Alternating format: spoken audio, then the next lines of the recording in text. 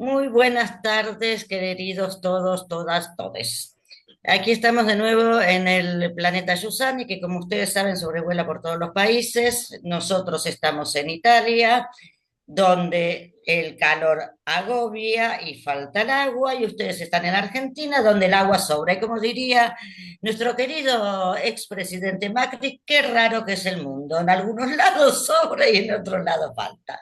Bueno, con esta estúpida presentación, vamos a darle la bienvenida a un invitado especial del planeta, porque estamos hace rato buscando a alguien que sepa en serio de qué hablamos cuando hablamos de racismo, de colonialismo.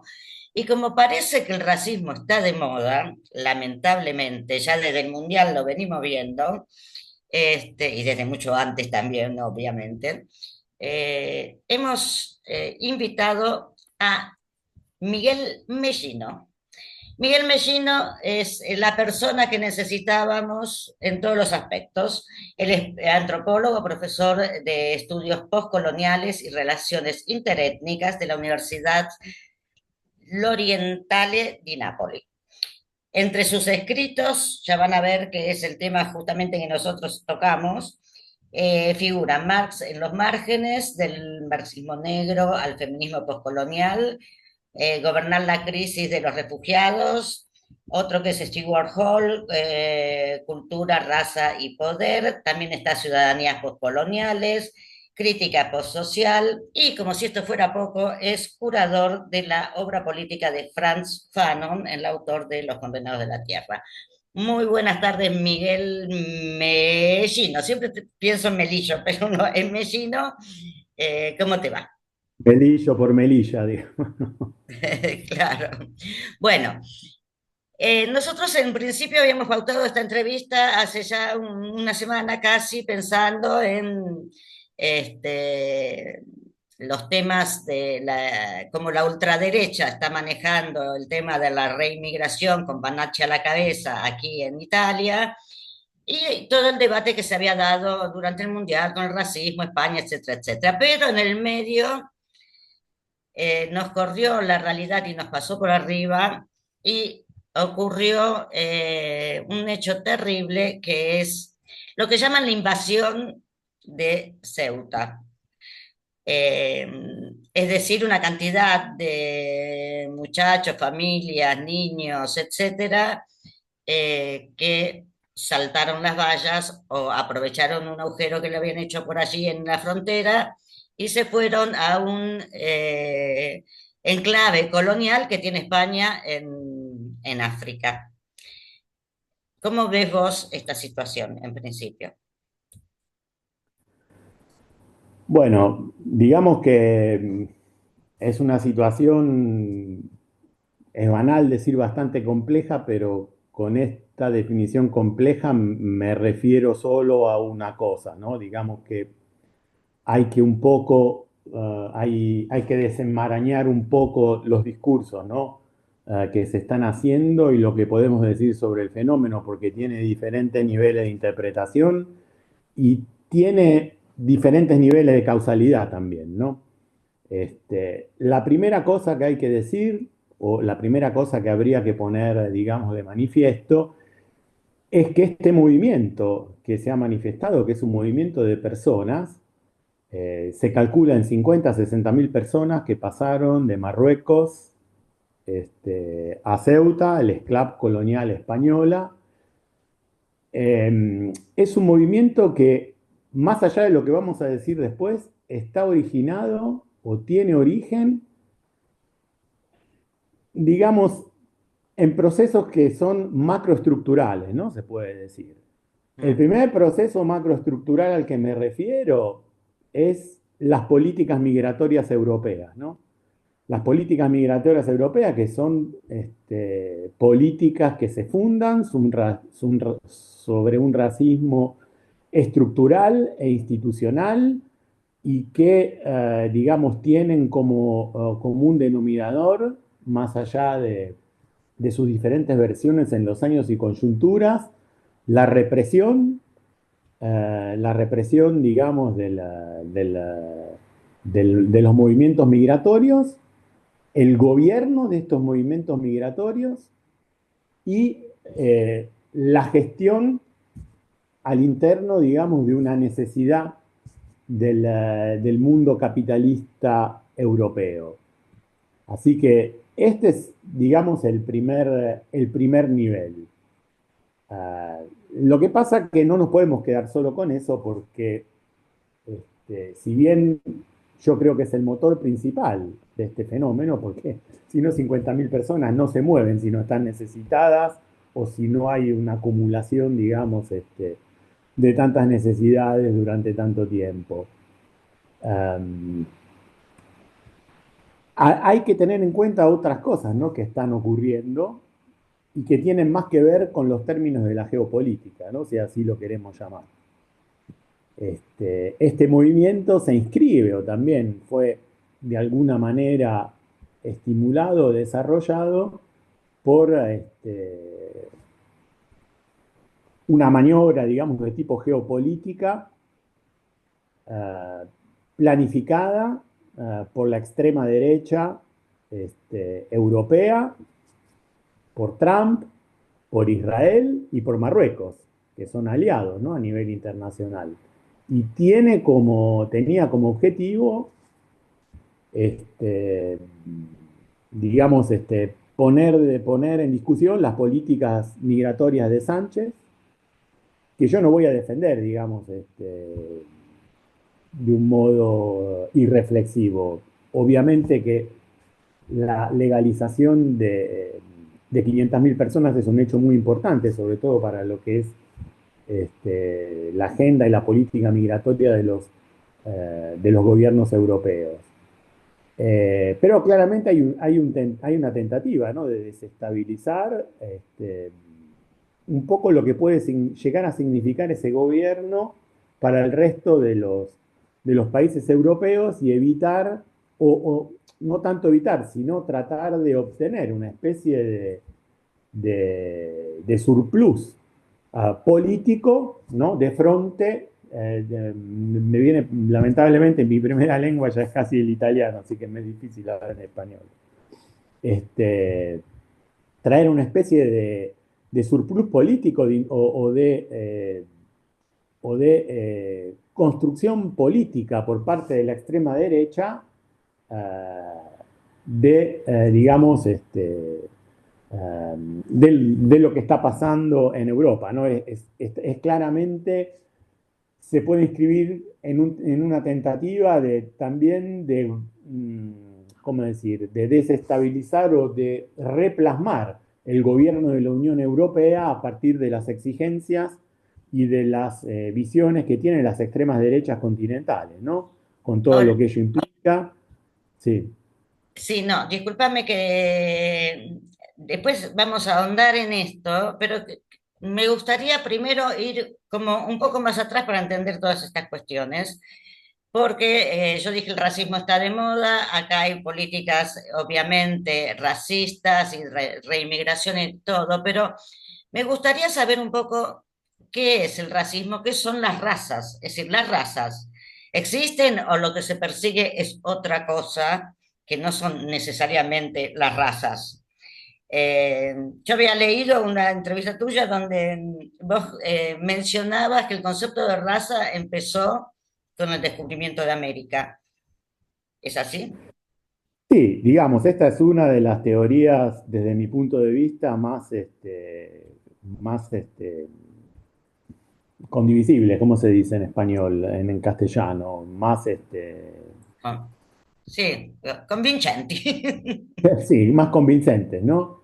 El hecho que el concepto de raza o el dispositivo de la raza como un dispositivo de control y de producción de las ciudadanías y de las poblaciones nace con la conquista de América, y con la conquista de América nace también el capitalismo moderno, ¿no? Entonces, es como que raza y racismo y capitalismo están entrelazados ya digamos, desde el momento, desde el momento, digamos, del nacimiento mismo del capitalismo, ¿no? Entonces, lo primero que habría que decir es un poco eso, que el concepto de raza como dispositivo de control de la fuerza de trabajo, más no solo eso, nace con la conquista de América, entonces es un concepto moderno y occidental, contrariamente a todo lo que se dice. ¿Por qué? Porque los europeos cuando llegan, esto lo dice Aníbal Quijano, que es un autor de colonial entre los más conocidos, esta es una de las cosas que dice que me parece que tienen este, una- un correspectivo teórico, histórico. Eh, Durante la conquista de América, los europeos, los españoles, llaman por primera vez raza a otra población. Y es como un evento, digamos, fundativo, ¿no? De lo que va a ser el racismo moderno. Es decir, que las razas biológicamente es un invento, digamos. Todos tenemos biológicamente las mismas características. Es como decir, uno dijera, bueno, todos los que tienen ojos celestes son una raza diferente. No lo define el color de la piel o, digamos, es más una cuestión cultural, económica, o religiosa, porque muchas veces se mezclan todo lo que es discriminación, se le da el carácter de racismo, digamos, pero puede ser discriminación religiosa, puede ser discriminación de género, ¿no? Bueno, acá hay, digamos, hay muchas cosas que aclarar. La primera es que el concepto biológico de raza no existe. La Por eso. genética moderna lo desmintió ya a partir de los años 50, 60. El hecho que, digamos, el hecho que la humanidad no es genéticamente descomponible en razas. Hay una sola raza, si así la queremos llamar, que es la raza humana, la especie humana. Primera cosa. Segunda cosa, eh, más allá, digamos, que las razas no existe, lo que sí existe es una racialización de las poblaciones, un dispositivo de racialización de las poblaciones que es un dispositivo de jerarquización de las ciudadanías, del espacio social, del espacio político, de las identidades, etcétera, etcétera. Y tiene toda su historia. El tercero que me viene a decir es que racismo no es simplemente un equivalente de discriminación, ¿no? Porque lo que se siente comúnmente cuando se habla de racismo es que el racismo depende de una opinión personal, ¿no? De una discriminación que tiene que ver con lo subjetivo.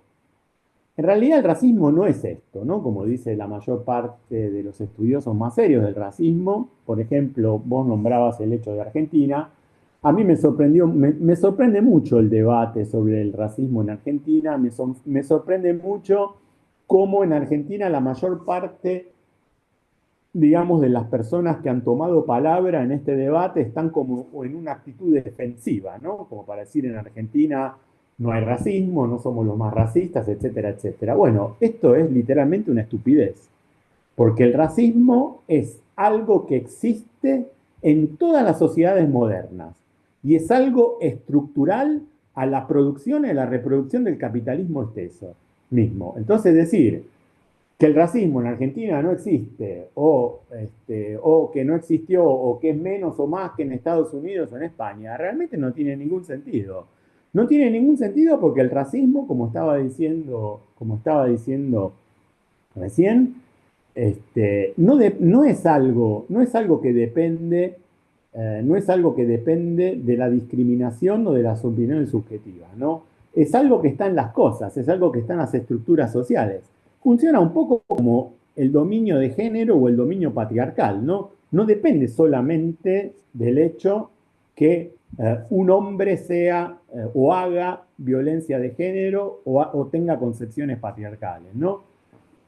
Lo que es lo que se puede llamar la supremacía de género o las jerarquías de género o la violencia de género circulan en las estructuras sociales y culturales de la sociedad porque tienen que ver con la administración capitalista misma de las cosas y tienen que ver también con la formación de los estados modernos. Entonces, es realmente ridículo decir que Argentina no es un país racista. Y en el caso de Argentina es doblemente ridículo. ¿Por qué?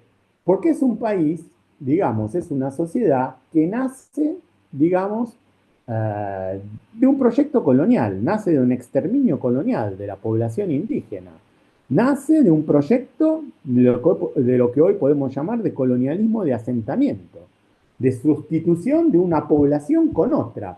Entonces es como decir que el racismo está dentro de la fundación misma de Argentina, ¿no? Eso es lo que conlleva a que en Argentina se niegue constantemente el racismo estructural, el racismo institucional y que se niegue continuamente, digamos, el hecho de que es uno de los pilares, ¿no? Sobre el cual se construyó la Argentina. Basta pensar a la conquista del desierto, basta pensar al proyecto político que tenían las élites liberales a finales del siglo XIX, el proyecto de apertura a las inmigraciones europeas tiene que ver con un proyecto de blanqueamiento y europeización de las sociedades. Si esto no es racismo, ¿qué cosa es el racismo?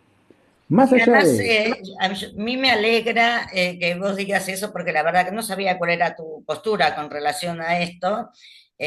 Yo pienso exactamente lo mismo, es más, cuando se dio todo este debate me hizo acordar muchísimo, pero muchísimo y de una manera muy dolorosa a lo que llamaban la campaña anti-argentina cuando yo estaba exiliada en este país y que decían los argentinos somos derechos y humanos, cuando en este mismo momento se está persiguiendo a los pueblos originarios, se los está desalojando, se están haciendo cantidad de cosas. Y yo le decía esto a gente amiga, compañeros, etcétera, y me decían, vos porque estás en Italia. Así que vos seguramente porque estás en Italia también. Pero no, esto del racismo que se planteó durante el Mundial, que vino también acompañado por el tema Malvinas, por el cartel por Malvinas, y acá por eso yo te decía que íbamos a hablar un poco también de las paradojas coloniales o postcoloniales, porque primero que Malvinas despierta un sentimiento nacional, nacionalista, que a la Argentina le encanta, pero que es un poco peligroso.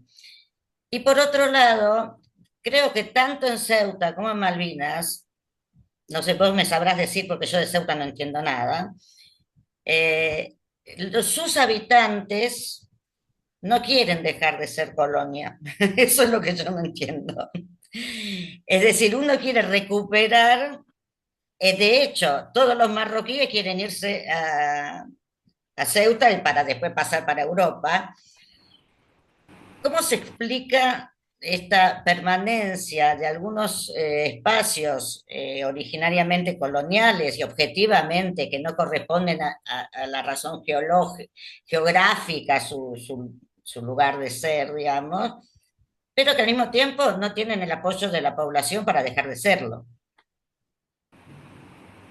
Bueno, la historia de Ceuta y de los territorios españoles, de los esclavos españoles en África es muy larga, ¿no? Va desde el siglo XV, XVI, primero fueron dominio portugués y tiene que ver con la expansión colonial, ¿no? Que han tenido las sociedades europeas durante la época moderna, durante el nacimiento de la modernidad y también sucesivamente. Entonces hay como una colonialidad de la cuestión, ¿no? Ahora que los habitantes, digamos, no quieran dejar de ser colonos, ¿no? Si así lo queremos llamar. Otra cuestión. Es otra cuestión como es otra cuestión en el caso de las Malvinas. Así que me parece que cuando se habla de estas cosas hay que tener cuidado y hay que un poco desenmarañar los discursos, ¿no? Porque si se mete todo dentro de la misma cosa, terminamos por no decir nada y sobre todo por confundir, digamos, la especificidad de los procesos históricos también, ¿no? Así que eso me parece importante. Yo no sé, pero el hecho que, por ejemplo, yo no tengo, vos citabas mis escritos, ¿no? Yo es algo que sostengo desde siempre y me he dedicado mi trabajo de investigación y también de militancia política, se puede decir, tiene que ver con la necesidad, ¿no? Tenía que ver con, digamos, la necesidad de visualizar, ¿no? De- de poner de modo visible cuestiones que, por ejemplo, en Italia no son tan frecuentes, creo que en España tampoco, por lo que sé, y generalmente en Europa se habla poco, ¿no? Que son lo que estábamos hablando prima, ¿no? Lo que estábamos hablando antes, ¿no? El racismo estructural y el racismo institucional. Si nosotros no usamos estos conceptos, ¿no? Que son conceptos que nos permiten ver un fenómeno social para después combatirlos, es como que la cosa se pierde. Entonces, decir, yo no voy a negar que España o Europa, digamos, promuevan o estén fundadas sobre un racismo estructural, sobre un racismo institucional que tiene origen en el colonialismo, ¿no? En la colonialidad misma de los estados europeos. Pero al admitir esto no me puede llevar, digamos, a no ver que el racismo tiene su historia también dentro de la construcción misma del Estado argentino. Pero no es solo una construcción histórica, ¿no? Porque no tiene que ver con el pasado, tiene que ver también con el presente. Te voy a dar dos ejemplos. El primero, si hoy vos ves la distribución, digamos, social de jerarquías y de privilegios, la ocupación en las jerarquías sociales o la misma composición de clases, ¿no? De la sociedad argentina, no es muy difícil notar, ¿no? Que los que están más abajo son los que son menos blancos, ¿no? Entre comillas. Son los que son más mezclados, son los que tienen más elementos fenotípicos que tienen que ver con las sociedades limítrofes, con los pueblos indígenas, que muestran un tipo de mezcla particular, ¿no? Este, bueno, si esto es así, quiere decir que el racismo estructural está operando en Argentina con la lógica de la Argentina, no con la de Estados Unidos. En Estados Unidos es otra cosa, en España es otra cosa, pero no quiere decir que porque en Argentina no haya habido una segregación directa del Estado, no exista el racismo estructural como política, porque lo existe. Por ahí no lo existe, digamos, a nivel nominal, pero desde un punto de vista social está muy claro cómo funciona. Hay también un racismo institucional. Se lo puede, digamos, contar de mil maneras, ¿no? Sí, yo ¿Quiénes son en los que... estos días que estuve haciendo trámites acá por la ciudadanía, residencia, etcétera, etcétera, tuve que ir a la cuestura varias veces.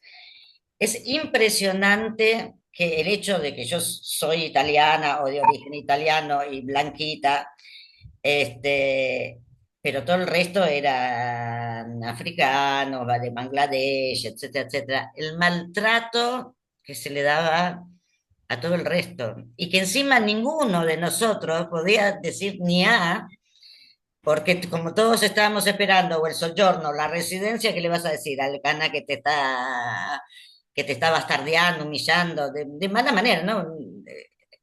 Es decir, está muy incorporado culturalmente en mucha gente, muy fomentado desde las instituciones, porque estoy hablando de la questura en este momento, además de Italia. Lo que yo me gustaría también aclarar un poco es, Yo en este caso estaba hablando también de Argentina, no solo sí, de sí, Italia. sí, en Argentina pasa lo mismo, obvio, los cabecitas negras, los pueblos originarios, las cárceles están llenas de gente morocha, digamos, para decirlo de algún modo. El mismo discurso de gobierno, ¿no? De Sí, Milei, sí, sí, bueno, la lo que pasa es que derecha también este gobierno, colonial y racial, ¿no? sí, sí, sí, sí. Bueno, tenemos gobiernos medio parecidos en Argentina y en Italia. Por suerte, en España no. Guste más o menos Sánchez. en este momento se está plantando como uno de los mejores líderes de Europa en cuanto a, no sé si por cuestiones electorales, no sé por qué, pero la verdad que yo los veo a los españoles con un Sánchez a la cabeza y digo, "Oh, esto es otra cosa". Sí, Sánchez está demostrando muy hábil en el maniobrar y manejar algunas cosas, ¿no? Digamos, en transformar en una agenda progresista algo que igual tiene de contradictorio, ¿no? El modo mismo, digamos, Sí, la misma política de gobierno del PSOE. Pero claramente, si hacemos la comparación con el resto de los países de Europa, claramente es un gobierno que, digamos, es una experiencia que de alguna manera hay que defenderla, ¿no? Respecto sí. a los ataques que está Sí, al sufriendo. lado de lo que tenemos en el mundo, hay que defender muchas cosas. Y tengo que decir que me sorprendió, no me sorprendió, pero me parece indicativo del modo en el que él construye su agenda, el hecho que, hablando de Ceuta, dijo más o menos las mismas cosas que dijeron los marroquíes y que dice en parte también, en parte, la extrema derecha continental europea, ¿no? Que este movimiento, digamos, masivo de personas fue originado también por los traficantes de migrantes, ¿no?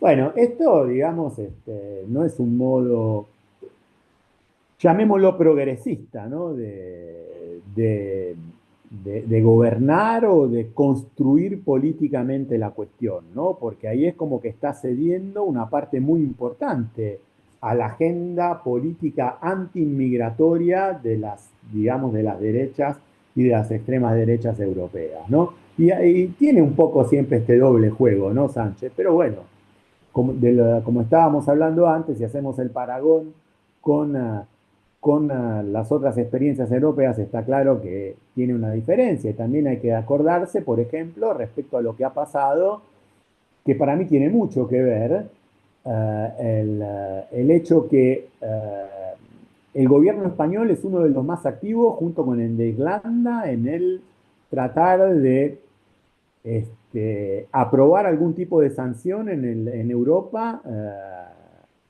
contra Israel, ¿no? Contra el genocidio Mm. que está haciendo Israel hacia los palestinos. La primera cosa.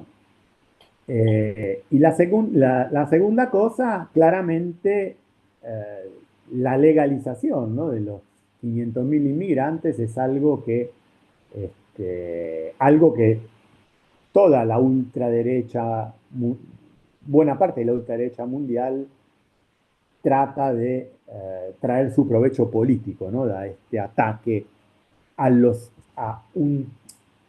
o sea, en el asociar las políticas de izquierda a las fronteras abiertas, a la inmigración, etcétera, etcétera. Así que me Ahora, parece que la maniobra está bastante clara, digamos, ¿no? una cosa que Marruecos yo es un aliado fundamental de Israel y Estados Unidos también, así que. una cosa que yo no entiendo, muchas cosas no entiendo, pero una de ellas es el tema de la migración. Excede lo racionalmente entendible. Incluso cuando uno tiene una formación más o menos de pensar que las razones de las estructuras y de las políticas económicas, etcétera, son materiales, son económicas. eh, Esto no entiendo muy bien porque es como que va en contra incluso. ¿Qué razón hay para que no se quiera dejar entrar a una población que necesita entrar porque está hambreada, mientras hay lugares que están vendiendo por las casas por 1 euro porque, no, porque los pueblos se vacían, mientras se requiere en Trieste mano de obra? ¿Por qué? ¿Por qué lo Bueno, pero hacen? eso, bueno, pero porque no entra en un cierto tipo de lo que yo llamo en mi trabajo economía política de la raza, ¿no? Que está dentro digamos, la visión capitalista moderna de la sociedad. ¿En qué sentido? Eh, te voy a dar un ejemplo, digamos, un poco extremo como para que razonemos sobre lo que vos preguntabas, ¿no? Si vamos a la Segunda Guerra Mundial, ¿no? ¿Cuánto tiempo y cuánto dinero perdió e invirtió el nazismo en el exterminio de los hebreos, una energía, una capacidad industrial y una cantidad de recursos económicos que podían haber destinado racionalmente a, eh, a dedicarse a ganar la guerra, ¿no? Era más racional todo eso. En cambio hubo algo que no lo permitió. ¿Y qué cosa es que no lo permitió? Yo creo que lo que no lo permitió es la cultura misma, ¿no? La cultura misma en la cual creció esta economía política de la raza. El hecho que, digamos, para los nazis era más importante eliminar una parte de la población alemana, de europea, ah, que no otra cosa. ¿Por qué? Porque lo consideraban como algo que era necesario para aumentar la capacidad productiva del capitalismo alemán mismo, ¿no? Era una concepción cultural de la cosa. Estaba Por dentro de la eso, sí, cultura es más alemana cultural europea que del eso. Este. Bueno, acá pasa lo mismo. Hay como una colonialidad dentro de la cultura, digamos, europea, de la cual se nutre mucho la derecha, que, digamos, razona en estos términos. Lo, lo que pasa que también hay que pensar que si bien las políticas migratorias de la Unión Europea, uno podría decir muy fácil, ¿no? En vez de destinar toda esa plata al control de las fronteras, podrían destinarla a otra cosa y sería también más conveniente, ¿no? Pero no es tan así, no es tan así porque la amenaza, ¿no? De ese dispositivo es lo que permite trabajar al sistema en una cierta dirección, que no tiene ninguna racionalidad. El capitalismo no tiene ninguna racionalidad, digamos, desde un punto de vista externo a la misma lógica capitalista. Sí, ¿Qué digamos, racionalidad a mí se tiene me el tema apareció el ambiental, por ejemplo? cartel, me apareció el maldito cartel de que se me está terminando la reunión en 5 minutos, así que voy a ir redondeando para que no te quede la palabra colgada como me suele suceder en todas las entrevistas. Me da la impresión, por todo esto que hablamos, que igual vamos a tener que volver a hablar en alguna otra oportunidad. Eh, que también esto de estigmatizar al otro en cuanto inferior, diferente, qué sé yo, es funcional, digamos, a la estructura capitalista por el miedo que provoca y porque necesitamos sociedades con Es miedo. importante, Laura, perdón, es importante una cosa. El racismo, como decía Fanon, no es simplemente discriminación, es un dispositivo material y simbólico de explotación de unos grupos sobre otros. Es esto, no es solamente, digamos, una opinión, no tiene que ver con un déficit de conocimiento, con un déficit psicológico. Es algo que está en las estructuras sociales y culturales de la misma modernidad capitalista. Entonces no es algo que depende solamente de las personas, no es algo, esto no significa desresponsabilizar a Salvini, a Milei, a Trump o a quien sea. Pero es importante, como yo te daba antes el ejemplo, respecto a cómo funciona también el dispositivo de dominio patriarcal, ¿no? Que no depende solamente, no está en cuestión el problema si todos los hombres son buenos o si todos los hombres son malos. No es eso, es algo que excede, ¿no? Está en el mandato de masculinidad misma que tiene que ver con lo cultural, tiene que ver con la historia, tiene que ver con tantas cosas. Bueno, el racismo en su relación al colonialismo es exactamente igual. El colonialismo es una estructura fundacional del mundo moderno. Y Perfecto. dentro Lo se encuentra... definiste de la mejor manera para cerrar la nota sin que se me caiga la comunicación. Vamos a seguir, yo te voy a seguir molestando seguramente en otras Cuando quiera. oportunidades porque nos gusta hablar con la gente que sabe, que estudió el tema y que nos puede aclarar desde otra mirada quizás los problemas que nos están pasando y que a veces vulgarizamos o banalizamos un poco. Te agradezco muchísimo, Miguel, ha sido súper claro y bueno, fue un encanto Bueno, conocerte. bueno, muchas gracias a mí también. Chao, hasta luego. Pronto. Chao.